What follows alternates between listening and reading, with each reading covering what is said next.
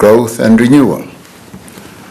And to give effect to this mandate, it was agreed that a government of national unity, which brings together parties from across the political spectrum, should be formed. This government of national unity would be bound by certain fundamental principles and would undertake a basic minimum of program of priorities that affect the lives of the people of South Africa. Following discussions over the course of the last few weeks, a total of 11 parties have elected to work together in government as well as in parliament. These are the African National Congress, the Democratic Alliance, the Patriotic Alliance, the Inkatha Freedom Party, Good Party, Pan-Africanist Congress of Azania, Freedom Front Plus, United Democratic Movement, Al-Jamaa, Rise Mzansi, and the United African Transformation. The partnership between the GNU parties is guided by a statement of intent which outlines fundamental principles and a minimum program of priorities. All the parties have made a commitment in writing to respect the Constitution and to promote accountable and transparent governance, evidence-based policies, and decision-making, the professionalization of our public service based on integrity and good governance. The incoming government will prioritize rapid, inclusive, and sustainable economic growth and the creation of a more just society by tackling poverty and inequality, as well as unemployment. The establishment of the Government of National Unity in its current form is unprecedented in the history of our democracy. We have had to consider how to form a new government in a manner that advances the national interest, that also gives due consideration to the outcome of the election and that makes use of the respective capabilities within each of the parties represented. We have had to consider not only the immediate needs of the country, but the needs of all our people. We have also had to consider the stability, effectiveness, and the durability of the government that we are establishing. It is true that some South Africans have expressed concern about the length of time it has taken to form a government since the elections. As the discussions have unfolded, they have been worried about the effect of a protracted process on confidence and the stability of the country. At the same time, many people have pointed to the experiences of other countries that have far longer history in democracy, where the formation of multi-party governments have sometimes taken several months. In one case, formation of a government took more than a year. As a relatively young democracy, we should be proud that we have moved to establish a government comprised of a number of parties within such a short space of time. Through our discussions, we have been able to build consensus on the tasks of government. We have shown that there are no problems that are too difficult or too intractable that they cannot be solved through dialogue and negotiations. This evening, I am pleased to announce the members of the National Executive of our country who will bear collective responsibility to give effect to the will of the people of South Africa. In forming the National Executive of our country, we have had to consider several factors and advance a number of key principles.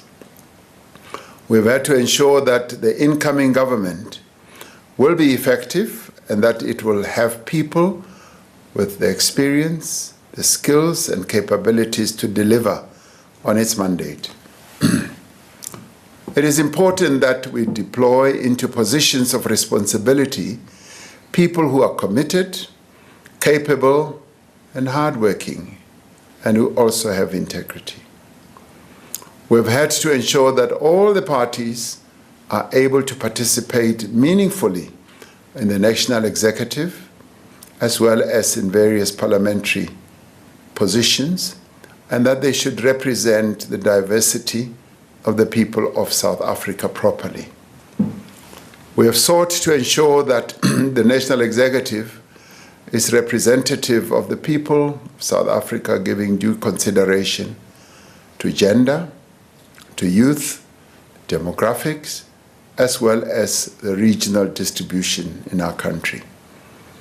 We want South Africans to see themselves reflected not only in the composition of government, but also in the policies and the programs of our government.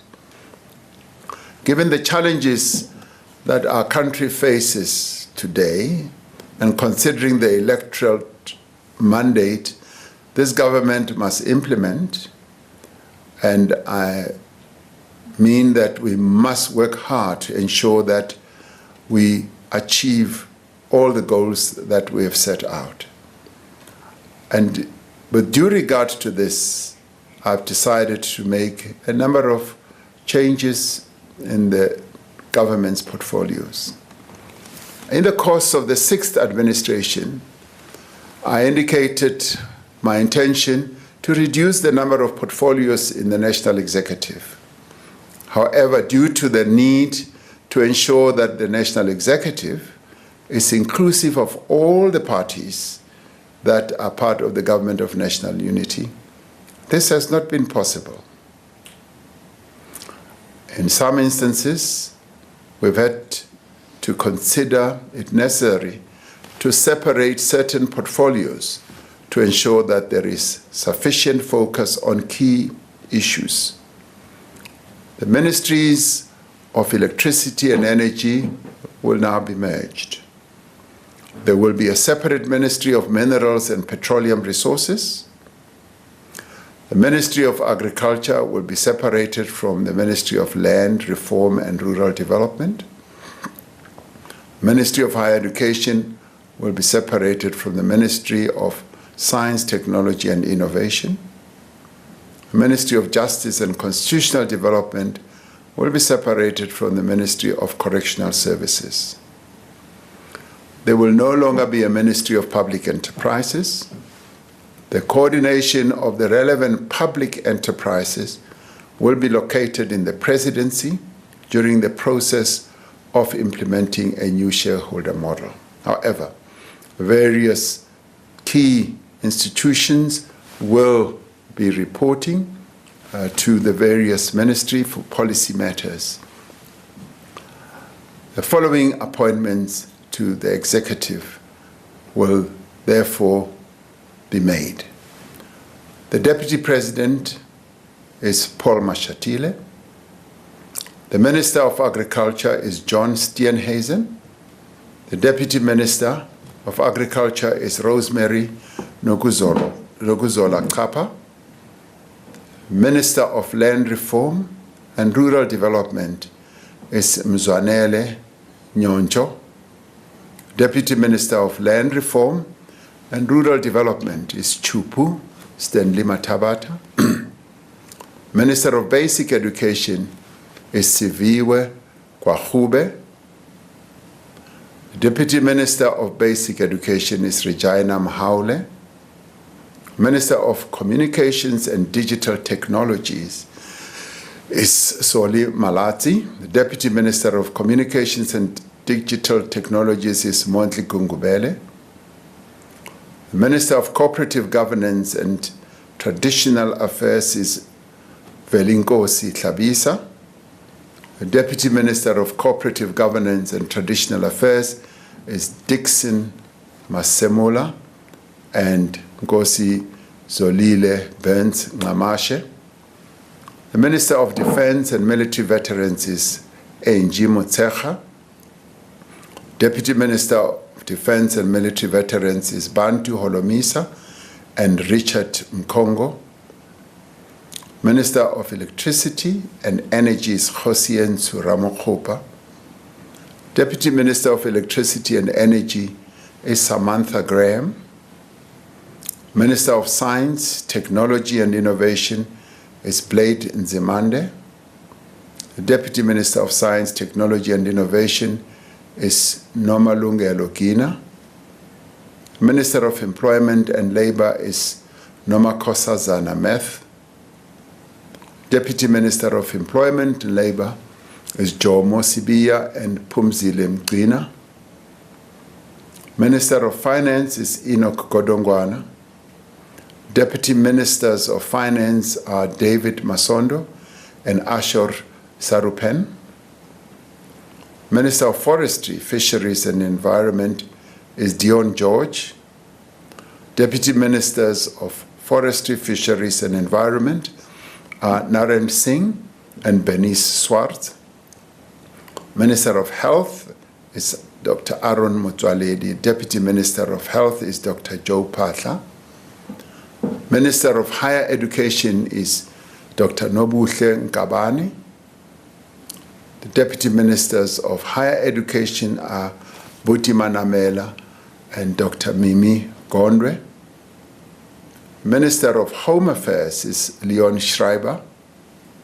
Deputy Minister of Home Affairs is Njabulo Nzuza. Minister of Human Settlements is Mamoloko Kubai. Deputy Minister of Human Settlements is Thandi Mahambehlala.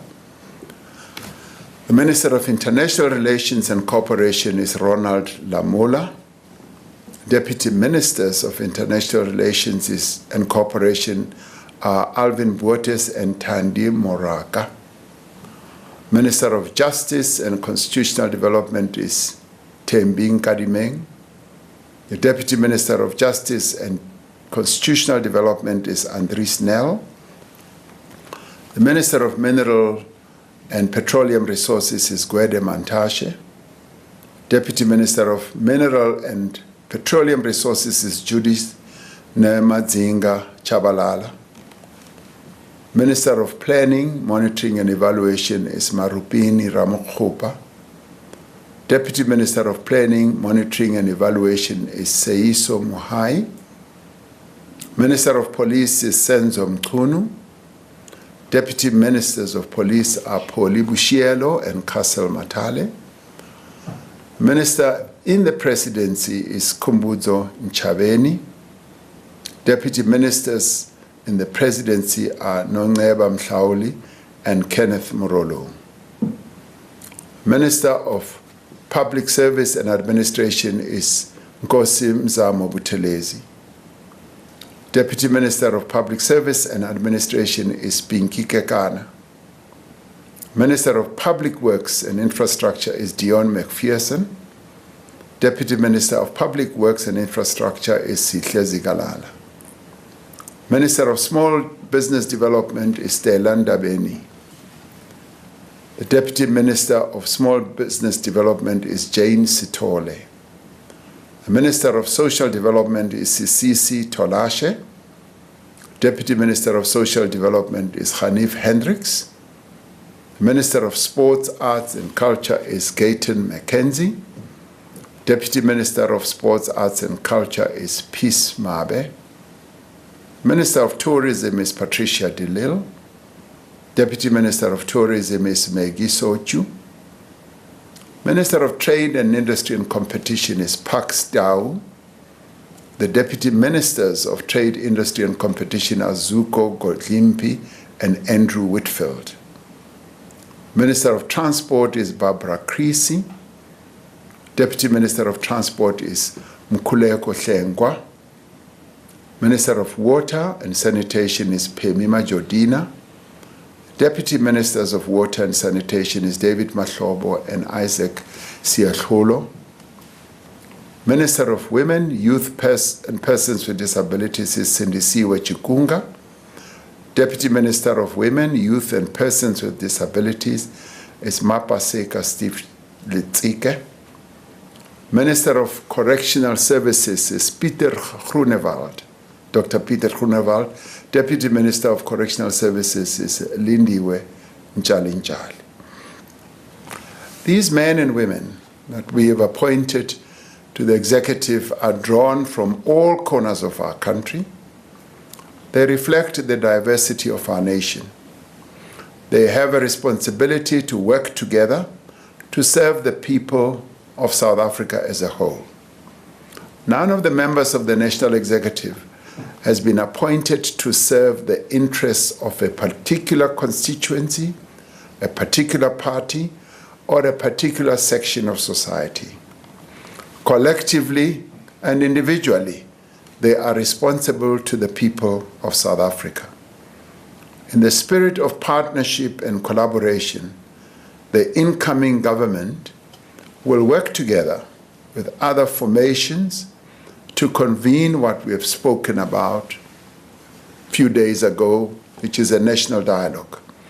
Through this national dialogue, all parties, civil society groups, labor, business, and other stakeholders will be invited to work together to address the critical challenges facing our nation.